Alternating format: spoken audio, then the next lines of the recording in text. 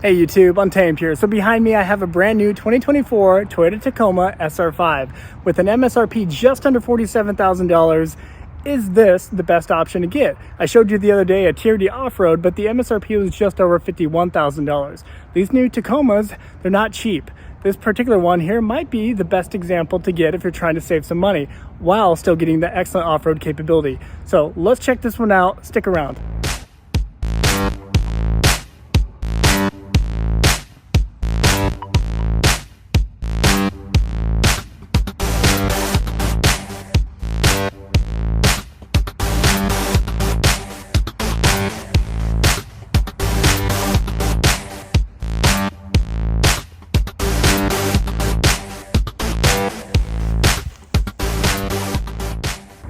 So this particular SR5 is a 4x4 model. Obviously the double cab with the 4 full doors there. The color is celestial silver and it looks pretty dang sleek when you look at it with those blacked out accents to include the blacked out headlight housing. I absolutely love that. And I feel like celestial silver often gets overlooked with just how much depth that color has. Look at that metallic flake in that paint. I think it looks pretty incredible. So that often gets overlooked. I feel like Toyota did a great job at making the front end just look extremely aggressive, even on the SR5. Look at that. The simplistic fender flares still look pretty incredible. Looks pretty brutish. Check out the wheels. So the standard wheels for the SR5 here. I'll back out, kind of give you a full side shot here in the sun.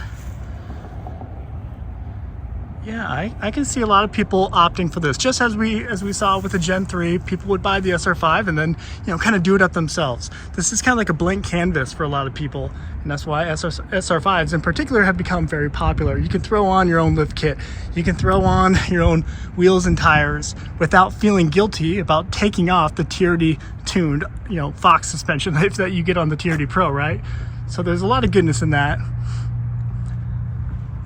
Show you down the side with that Tacoma badge on the side.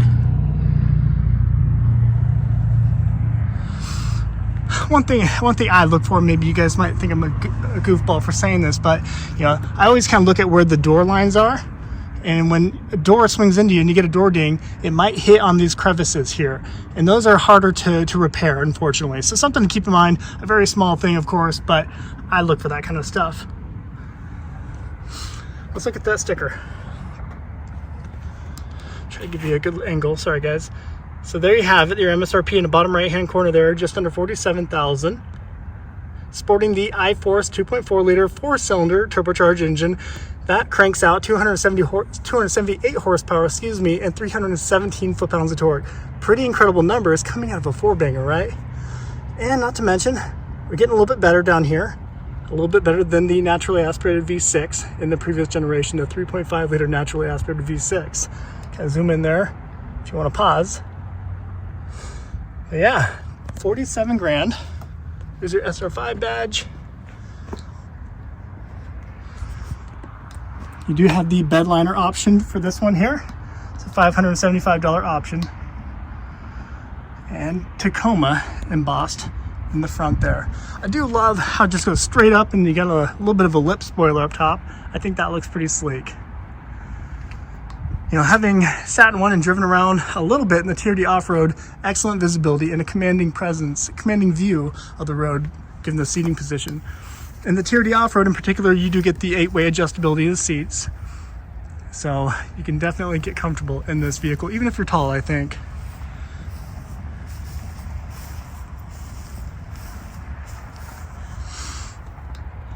Obviously this one already came with the inserts here, the decal inserts for Tacoma. That looks good. And very simplistic single side exit exhaust. One more time down the side, get an idea of what we're working with for the fender flares. I love that paint, it looks great.